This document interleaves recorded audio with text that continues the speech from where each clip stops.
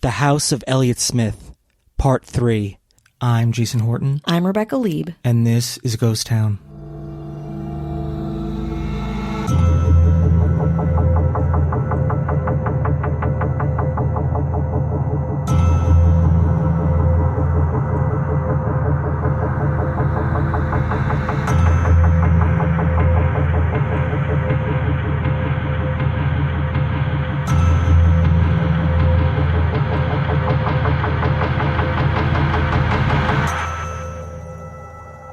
I want to thank you all for taking this journey through the life of Elliott Smith with us. We've gone through Smith's background in Episode 1, and in Episode 2 toured his last home in Echo Park, California. We've gotten a lot of really great feedback, and we really appreciate it. As you know, this is a sensitive subject, and we're doing our best to explore it in a way that is both thought-provoking and respectful. On this episode, we're diving into maybe some of the more controversial thoughts surrounding Elliott Smith, so please listen along to The House of Elliott Smith Part 3, Smith's Death and Legacy. I also want to make a very quick correction to Episode 1. Smith did not give up drinking on his birthday. It was actually weeks later. He was in a sober lifestyle when he performed at Red Fest in Salt Lake City. I want to give an update on what happened on the 21st at the Elliott Smith house, as promised. And the update is not much. The 21st was the 19th anniversary of Elliott Smith's death, and we were planning on stopping by to see if anyone came to the house to pay their respects. Ren, the current tenant we talked to in Episode 2, was under the weather, so we ended up not going over there. But she told us she didn't receive any gifts or items at her front door, as she had in past years. Of course, leaving random gifts at a private residence is creepy, but it also made me, quite honestly, a little sad. Is Smith's memory waning from the public consciousness, his fan base losing passion as more years come between the time he actively made music and the present? But the answer, as I did more research for this specific episode, is a resounding no. People are still writing music think pieces about Smith. His biggest fan board, Sweet Adeline, has over 6,000 active members, and even the feedback we've gotten from this little series. We know from all of this that Smith's legacy is vibrant and alive. It really hasn't changed much, at least as far as I can see, since his death. This enduring and passionate fan base is what makes the great musicians great, and Smith, of course, is. I reached out to lots of people for this episode, and many got back to me, but declined an interview. Most of them said the same thing. Everything they've ever needed to say or could be said already live in other interviews, online or in publication. And I agreed. What else is left to say about the death of Elliott Smith that hasn't been said a million times before? The answer, honestly, is not much. But after the many TV shows I've worked on and 4 years of doing this podcast, I do know that talking about past events and people can often empower others to speak up and share their memories and perspectives. And I'm all about that. Let's review what we know for sure. Elliott Smith was born on August 6, 1969, and died at age 34 on October 21, 2003. The 34-year-old died from 2 stab wounds to the chest on his way to the nearest hospital. At the time, he lived with his girlfriend, Jennifer Chiba. The coroner's report, which we'll share on social media and in the notes of this episode, reported that at the time of his death, no traces of illegal substances or alcohol were found in his system, but prescribed levels of antidepressants, ADHD medications, and anti-anxiety medications were present in his system. Jennifer Chiba called 911 and Smith dies on the way to the hospital. The autopsy was ruled inconclusive, or in the report's own language, quote, "The mode of death is undetermined at this time."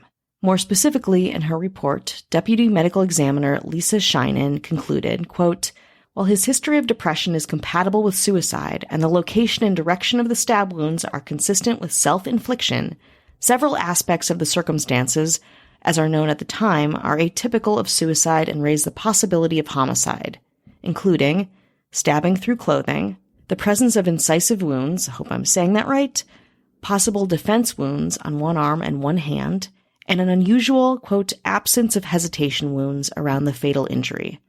The report added, "The girlfriend's reported removal of the knife and subsequent refusal to speak with detectives are all of concern."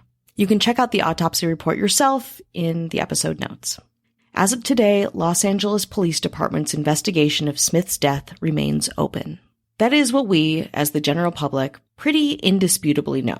Where things diverge is when we call into consideration secondhand accounts of the people involved, the circumstances surrounding his death, and of course, a deep dive into Smith's own complicated history. From my research, the widely known beliefs and details surrounding Smith's death are based around the experience of Jennifer Chiba, Smith's live-in girlfriend. I don't think it's going out on a limb to say that Chiba and Smith had a tumultuous relationship. Chiba was also no stranger to Smith's references and thoughts on suicide. Bear in mind, this is a guy who threatened suicide to get out of his DreamWorks record deal, and it's been said that Jeff Magnum of Neutral Milk Hotel had dreams that Elliott was going to kill himself months before it happened, and was so distraught over it that he warned all of his friends about it. So, there's that. On October 21st, according to Chiba, the two fought, she ignored him and locked herself in the bathroom. She then heard a scream, and when she opened the door, she sees her boyfriend standing in front of her with a knife in his chest. Chiba pulls the knife out and Smith collapses. Then Chiba calls 911 and Smith dies, headed to the hospital. His time of death is listed at 1:36 p.m. I can't begin to understand the pain and trauma Chiba endured through all of this, and still does. And I'm so sorry that her life and legacy is so staunchly wrapped up in this, which of course it is. Her talking, or not talking to law enforcement, press, or fans about the case continues to be her exercising her privacy, but also feeds into some of the theories around Smith's death. Theories that use the elements in the coroner's report to push a homicide versus a suicide. Now I want to introduce Liam Gowing, writer of an extensive spin article on the death of Elliott Smith entitled Mr. Misery. Gowing knew Smith personally and is a singer-songwriter himself. His article also has one of the rare interviews with Jennifer Chiba, which proved very helpful as her insight is scarce, and like I said, interviews from her are few and far between. We'll talk more about Gowing at the end of this episode, and there'll be info on him and his music in the episode notes. Of course, this is a large oversimplification of Gowing's writing on the subject, but essentially Gowing's article talks to lots of his and Smith's friends, doctors, and law enforcement, pointing to the crossroads of Smith's psychological trauma, addiction, and interpersonal identity, essentially him not wanting help, as the reasons for his suicide. And yes, he does think it was a suicide. He says Smith shows many of the clinical signs and criterion of suicidality: a deep inner pain, psychological disorders that go untreated, difficulties with relationships, social attachments, and isolation. These symptoms are supported by psychologist Dr. Alan Lanny Berman, who was the executive director of the American Association of Suicidology and interviewed by Gowing for the piece. And in terms of the weird things from the autopsy, Gowing said Smith wouldn't be caught dead with his shirt off, for one. As for the possible defensive wounds, according to a close friend named Robin Perringer, Smith was a cutter, someone who cuts their bodies to cope with emotional pain, intense anger, or frustration, which might account for those wounds. Jennifer Chiba herself says in the piece, quote, "The problem is that it makes people think, well, if he was clean, how the hell could he have done that to himself? But anyone who understands drug abuse knows that you use drugs to hide from your past or sedate yourself from strong, overwhelming feelings. So when you're newly clean and coming off of the medications that have been masking all of those feelings, that's when you're most vulnerable." So, Jason, I want to ask you, suicide, it makes sense, right? If I take everything into consideration, it seems to be the most reasonable and logical for what it's worth. And that might be easy for me to say, but all I can do is take all the information in and then also how I feel. A lot of it is how I feel. It's just how I feel. Truly. Although that doesn't mean that there's not other variables or pieces of information that we don't know. Yeah. I feel like there's unanswered questions, possibly. Just because I feel this way doesn't mean every question has been answered. Every piece of information we want is available to us. I also don't think that it's an absolute answer necessarily, but it's the closest one that I can come to. Yeah, absolutely. I think we've ingested so much information on this case, and there's so much to consider, and there are things that don't make sense. And delving into that for this episode certainly opens up a whole other world, really. And it's hard to reconcile. It's very hard to digest it. I still am, honestly. But I want to introduce someone who does not agree that it was a suicide. Her name is Allison Camus. A teacher and a huge fan of Smith's, she wrote a book on Smith's death called A Question Mark: An Investigation into the Mysterious Death of Elliott Smith. She believes Elliott Smith's death to be a homicide. But before we get into that, let's take a break.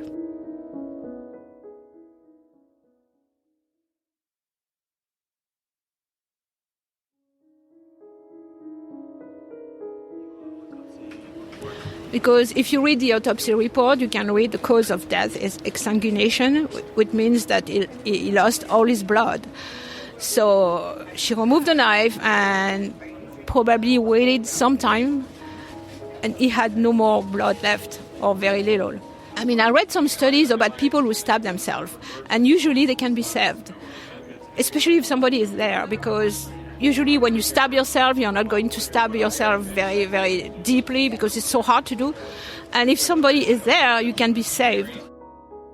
Camus, who has done extensive research, but like myself, came across some serious red tape while trying to interview friends and family, believes that Smith was killed by Chiba. She thinks suicide just doesn't add up, that Chiba had anger issues, that the two were always fighting. She also talks about how, the day of Smith's death, she feels that there are some inconsistencies, especially with the timeline. Also, that Chiba was having cell phone issues to contribute to this inconsistency in the timeline and couldn't call 911 right away, or maybe wouldn't call 911 right away. She said to a member of Elliott's family that there was a delay in the ambulance because her cell phone was not working. This is what she said. That's very bizarre, because if somebody is bleeding to death, I mean, you go to the neighbor, I mean, you find a phone. I mean, you're not going to wait because your cell phone is not working. So it's I don't know why she said that. And to me, it seems very strange. And the neighbor I talked to also said that that's kind of strange, but he said that he heard the screaming. He heard the screaming. And then there was a long silence. And he said it's weird because suddenly it stopped. So maybe the stabbing occurred at that time. It's a possibility. And he left to have lunch. It was in the middle of the day. And when he came back, the ambulance was there. And he said, well, but I left for hours. She also says that there was no hesitation wounds on the body, self-harm that is typically found on a victim of suicide by self-infliction. And the stab wounds themselves? I mean, the stabbing through the clothes, the hesitation marks are absent. They usually are there when people stab themselves. And actually, stabbing yourself in the chest, it's rare. It's very rare. Most of them are not done in the chest because it's really hard because you have bones, and going through the bones requires a lot of strength and determination, and it's extremely rare. So he had sternum injuries also, which are suspicious. And the second stabbing was very deep, 7-inch deep. So it's really, I mean, you have to be very determined to die to do that. Ren, the current resident, we interviewed her last episode, believes Smith's death to be a suicide, but also agrees with Camus and takes issue with Chiba pulling out the knife at the moment where medically she shouldn't have. And so my doubt comes in because I was CPR first aid certified, and you leave it in there because you take it out, they're going to bleed out. I was taught that. It's in there. And she was too, so that was the doubt. But in that moment, she saw him in pain, and I feel like she was trying to relieve that pain, remove the pain. Another big point of contention with Camus and others is Smith's alleged suicide note.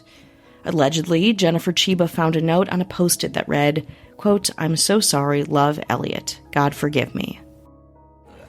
I mean, it could have been his writing or not his writing. I mean, I don't know. In one book, they say, Jennifer Chiba, his girlfriend, say that they were in a habit to write notes like that because they were fighting all the time. I have to say that too. They were fighting all the time.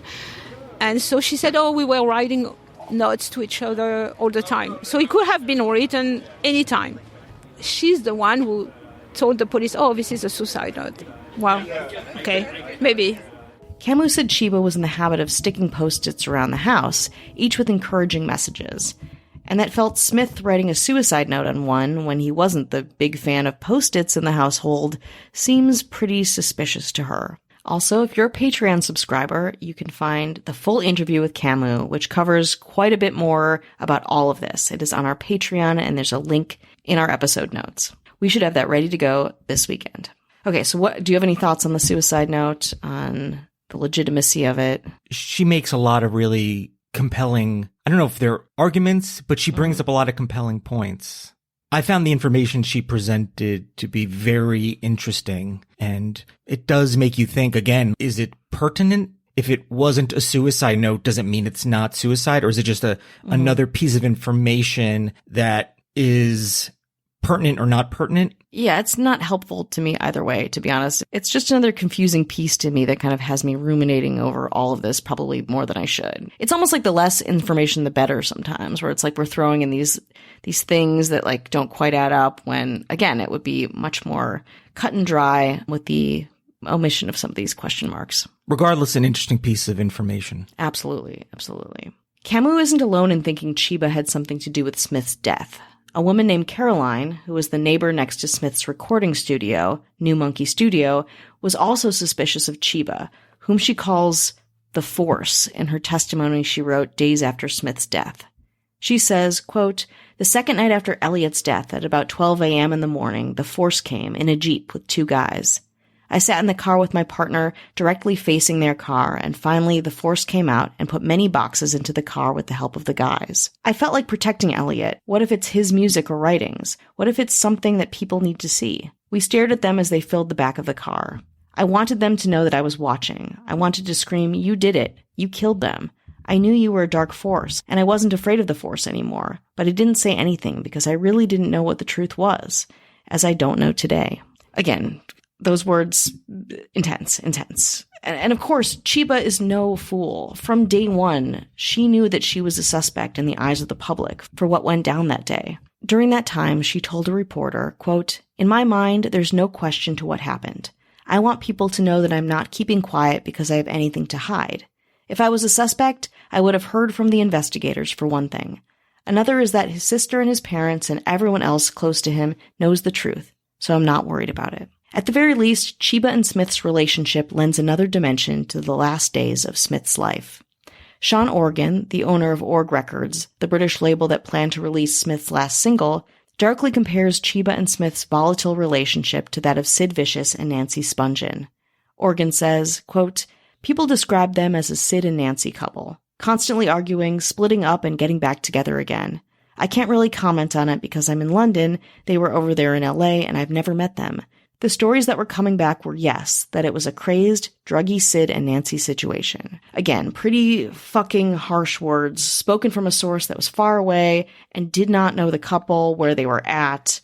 Clearly, drug use at that point in time is up for question. It's something to put in there kind of as a comparison as someone outside of their circle but still in the music industry commenting on what they heard. But that's not the only comparison being made in the death and legacy of Elliott Smith. After Smith's death, a lot of people compared him to Kurt Cobain, including iconic songwriter Mary Lou Lord. She told press that, had things gone a little differently, Cobain and Smith would have really connected. She says, "I often talk about Kurt Cobain and Elliott Smith in the same timelines and in the same paragraphs because I knew them both. When you're talking about the loss, if you look at the timeline and you look at where both of them were geographically, they were only like 2 hours away from each other. And if fucking Kurt had just stuck around for a few more months, which was when Elliott had started to record, I know for a fucking fact that he would have adored Elliott. He would have gone to one of his shows, or they would have met somehow. They were both people who loved music so much, and they were both so incredibly similar. I think that the music they could have created as a team would have kept them alive. Music, to both of them, was the most important thing. It's such a fucking loss because I know Kurt had an album like Either Or in him, and Elliott could have helped him see it through." Those words by Lord are so sad to me. Of course, there are other conspiracies surrounding Smith's death, outlandish ones that aren't as widely discussed or substantiated, like that Smith had a hit out on him or that he's still alive, but we'll never really know what happened in that apartment in Echo Park. I personally like what R.J. Smith writes in his piece Elliott Smith's Uneasy Afterlife for The New Yorker. He says, "Poetically at least, the case sits about perfectly right where it is now. The ambiguity, the lack of resolution among equally sad possibilities are material right out of one of Smith's songs." As we round this out, do you have any thoughts or conclusions about Elliott Smith's legacy? Just in what we've been doing and who we've been talking to, and then online, just looking at the conversation about him and his music, it's really inspiring. I love when people love things, especially music. Totally. So it's actually had somewhat of a positive impact on me, and just seeing people talk so enthusiastically about an artist, and in this case, Elliott Smith, and being in this environment where he really made a mark. And you know how much I love and we love Los Angeles. Yeah. It's been a really interesting, positive experience for me, despite how tragic it is. Yeah, absolutely. And it's hard to tell someone's story and get it right. And I don't think we did. I mean, obviously it's, you know, a human life. I don't think you can get it right, but I think it's interesting to think about and talk about and round out. And I hope that we did some right by the fans, by friends, by people who still love him and think about him, myself included. It's really, really hard to parse Smith's musical legacy from his life and, of course, his death. But I want to wrap this episode up with something beautiful Gowing wrote to me while we were corresponding over email. What we lost in him when he died was and remains a tragedy. But then again, he gave us so much while he was here, more than it's right to expect from a single person. And for that, I'm grateful. I'm especially honored to have gotten to know him a little bit. At his last birthday, I gave him a present. This teeny tiny wind-up piano that would twinkle out the opening notes to Hey Jude when you cranked the tiny arm. He had such a grin on his face when he put it up to his ear and realized what the tune was. I'll cherish that memory forever.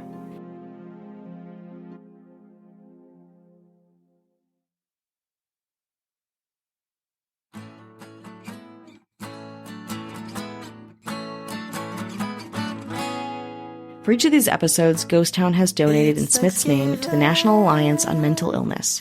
You can donate or get involved or find support and resources at nami.org.